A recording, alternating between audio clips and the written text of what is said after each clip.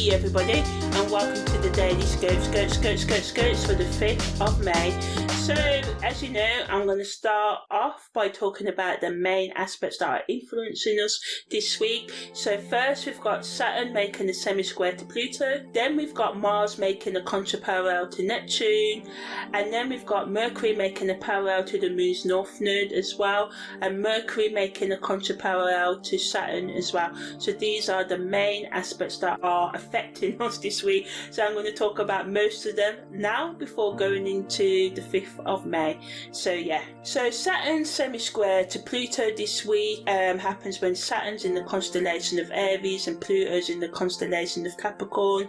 So the positives of this is that it pushes us to confront deep-rooted fears and insecurities that can lead to profound personal growth. It brings us resilience as it challenges us to tap into our inner strength and resilience, helping us to emerge stronger and more empowered versions of ourselves. It prompts us to reevaluate our existing structures in our lives, paving the way for necessary changes and improvements. Negatively, it can increase power struggles. We can feel overwhelmed at times because it pushes us this energy of Saturn semi-square to Pluto that's in retrograde right now, so it may happen all inward to confront the darkest corners of our psyche, of our personality as well, and we can resist doing so, which is another negative, as we may find it challenging to embrace change and resist the transformation that this transit could bring us.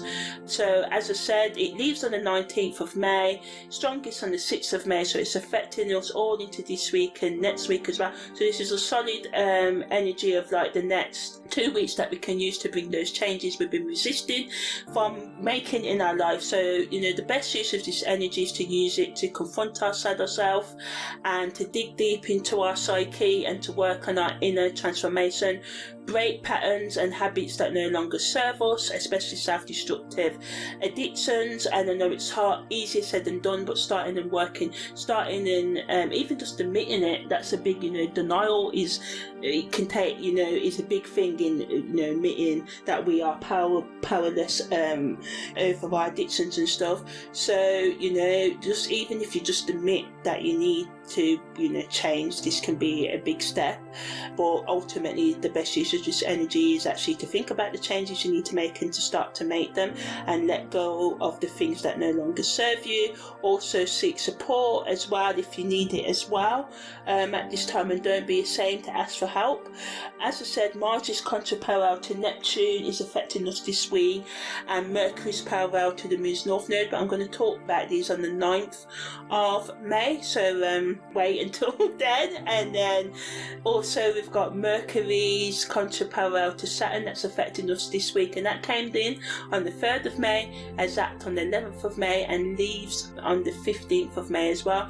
So this allows us to think more critically this week, be more precise in our communication, and approach lives and tasks with more of a sense of responsibility.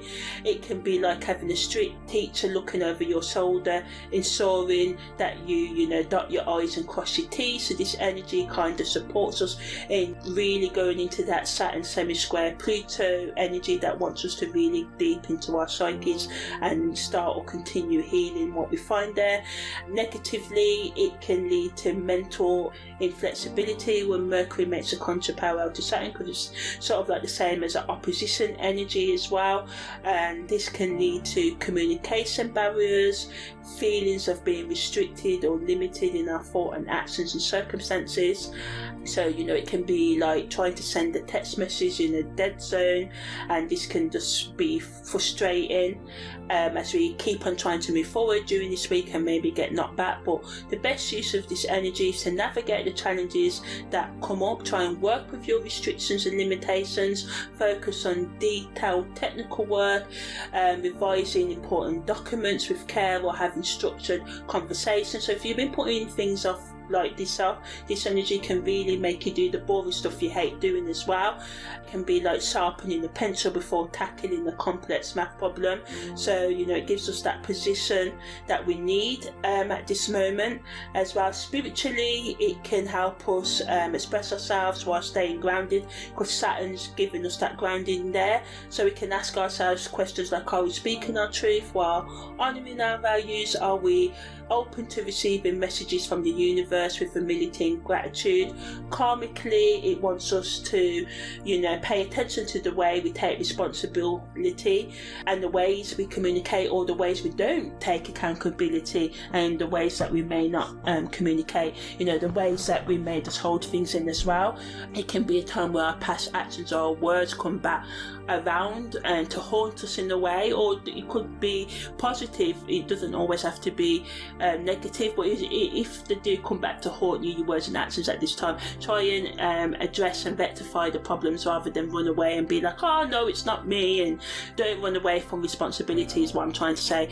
Take responsibility this week. And psychologically, it gives us and shows us the areas where we need to use our mental discipline and organisation, and it pushes us to confront our limiting beliefs and behaviours and thought patterns with a view of overcoming them, so we can, you know, become more authentic and heal.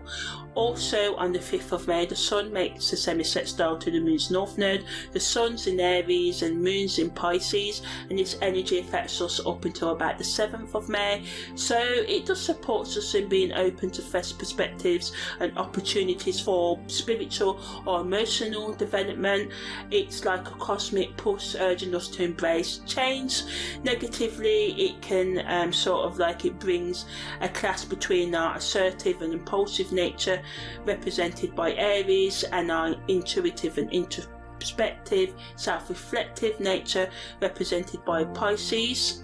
So this combination of Aries and Pisces and the Sun and the Moon's North Node can create some inner tension, as we may feel torn between taking bold action and trusting our intuition. To make the best use of this energy, we can find a balance between being assertive and sensitive and tap into the powerful potential that this energy brings us. And first, it's important to acknowledge and validate both our assertive nature and intuitive side, and by recognizing these energies within us and allowing them to coexist, our, you know, spiritual, more intuitive side with our more rational, logical, sort of like down to earth side as well, allowing them to complement each other. You know, the best use of this energy is to, you know, listen to your dreams, listen to your desires, explore your goals, and to trust your intuition and allow it to guide you. And as I keep on saying, I know that a lot of times we can't trust the intuition because fear and all the other voices and self-doubt often goes on in our mind, gets in the way, but do your best to do so. Seek out help if need be as well, and just be more open to being creative and using creativity to heal yourself, and exploring new ways to express yourself as well, and just being open to setting healthy boundaries in your relationships and communicating more effectively, and just allowing yourself to be open to learning the lessons that come up this time. At this time can be a bonus as well. So content creators can use this to talk about how meditation can help us, how journaling can help us, how dream work can help us, explaining what dream work is, giving tips and strategies and how we can do that, how we can become more assertive, how we can embrace self-love when we are not being our best selves, and how we can just surrender to the flow of life and trust in divine timing. So yeah, that's the end of the daily Scopes for the 5th of May.